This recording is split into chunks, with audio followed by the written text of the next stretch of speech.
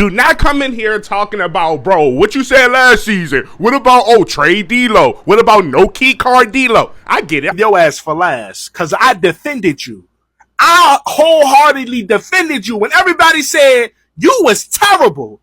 They would take Kyrie Irving over you any day. I defended your ass. Now I'm on the bandwagon.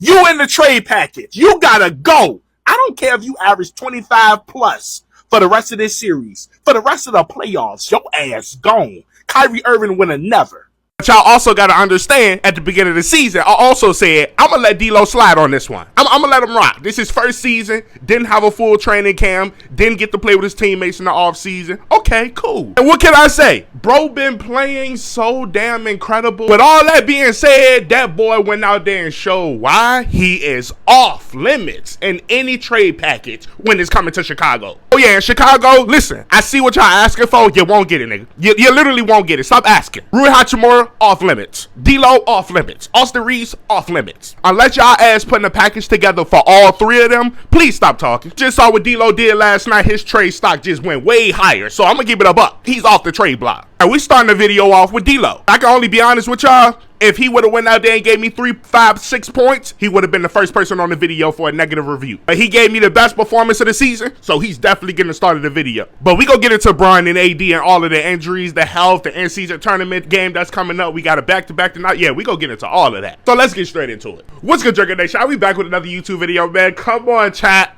Come on, gang. I know it's going to be comments that say, bro, y'all played Detroit. They really don't got nobody. They not trying to make the playoffs. They was 2-15. I get all that. I understand. But y'all also got to understand the ball still got to go in the basket. We still got to go out there and execute our offense. Because, listen, it's two teams that actually lost to them. This is a different era of the NBA. You can't take no days off. Orlando Magic is probably the best team in the East right now. And yeah, I said that. And then you look over in the Western Conference, you got the Pelicans, you got OKC, you got the Rockets. All of them boys is hooping right now. All of these games that y'all say is layup games or it really don't matter much, oh, they matter, gang. Why it matters? Because it adds to the win column. I hate that this was the game that D-Lo had his best performance of the season, but hey, it is what it is, and we gonna talk about it. 35 points, 9 assists, and shooting 13 for 17 from the field. Now look, D-Lo, I told you I would never sit there and ask for you to give me 30 and 10 tonight. That's too much of an ask. I learned my lessons. Expectations is too much to put on the Lakers players. So you know what I decided to do? You know what, D-Lo?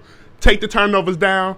Be aggressive on defense, stay aggressive on offense. That's what he's been doing the whole season. The reason y'all seeing the consistency from D-Lo is because of the one thing that I feel like is the most underrated move on the Lakers' behalf. Moving Austin Reeves to the bench. Now, I told y'all if we get this man with the ball in his hand a lot more and we're not passing it to Austin Reeves sometimes, D-Lo run the plays sometimes, that's too much. Believe in one point guard and then you always have the best safety net as a point guard in the whole NBA. You got LeBron James. If it ever come down to it and you got to put the ball in somebody's hand to get the job done, we already got that. So D-Lo's play, like I always said, is always a plus. If he go out there and give me 25 points, I don't see us ever losing the game because that's 3 scores I know getting into 20. But one of the big things I got to touch on when it comes to D-Lo is his defense. He's taking a real concerned effort to play defense. Now, it's not like, oh, yeah, I'm going to just pick somebody up 90 feet or I'm going to block a couple shots or get a couple steals.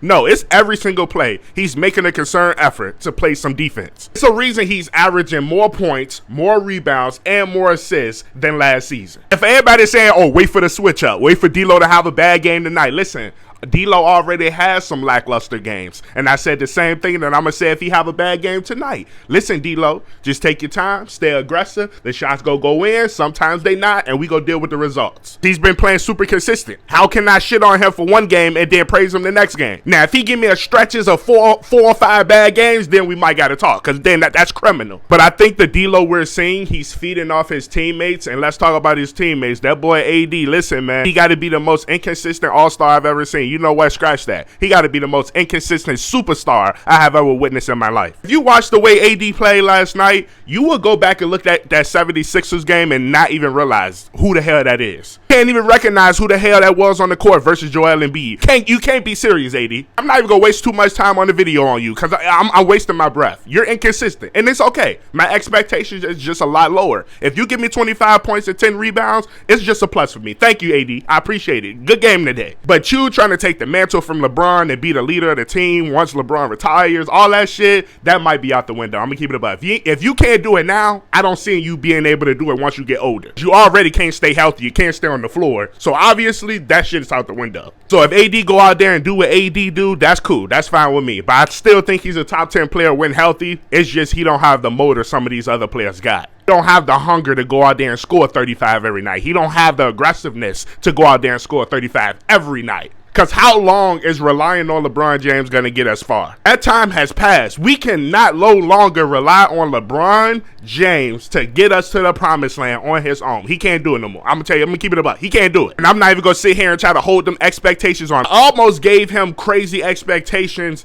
in the Western Conference Finals against Denver. To be 37, 8 years old and put up 40 points and all of this and watch your teammates. D-Lo gave me, 8 points, 9 points in the playoff game. I think he gave me 3 once. Anthony Davis gave me 9 points in the playoff game. So I've definitely dropped my expectations on LeBron carrying the team, trying to get us over the hump. I'm not doing that no more. If we don't make it, we just don't make it. And it ain't going to be because of LeBron. And we can't talk about the players without talking about the coaching. Darvin Ham is still an issue. He's a major issue. This goes way beyond just Detroit last night. Darvin Ham seriously cannot coach. Yeah, we're going to get through a lot of these games. Yeah, we're going to win a lot of playoff series. He's going to look really good because the talent around him is making him look really good. If y'all watched last night, you will understand my points. I get a lot of the rotations and lineups that he's running is based on our health. We are not healthy. We don't have a lot of bodies. I don't like the notion that the Lakers is beating up on bad teams, but I have to accept it. It's the truth. We're beating up on bad teams. Yeah, we beat the Suns, but they ain't have Devin Booker. And I get we beat the Clippers. That's really our only big win of the season. We supposed to be beating these teams. And if I'm being honest, we supposed to be beating this team with a wide margin. We're having shootouts with these boys. It's not about how bad the players was playing and how bad we were shooting and all of this stuff. The point